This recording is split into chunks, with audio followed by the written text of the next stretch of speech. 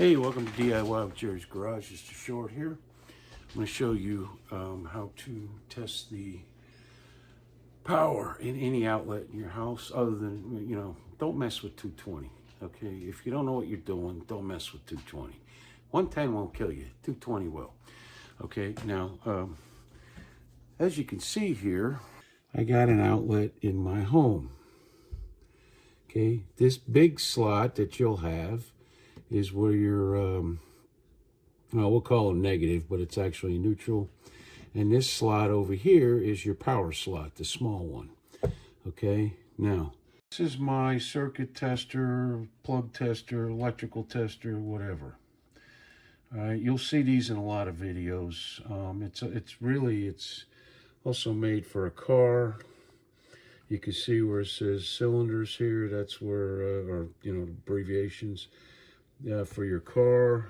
It also has DC, which is also for your car. It has AC, which is for your house.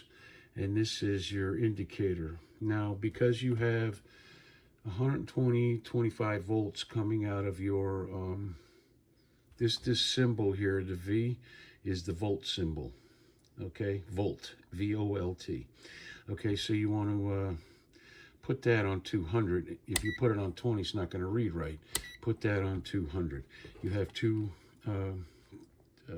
things here that the metal ends, you will stick into the plug. You will not get shocked. Okay, don't worry about it. And it's very simple from there.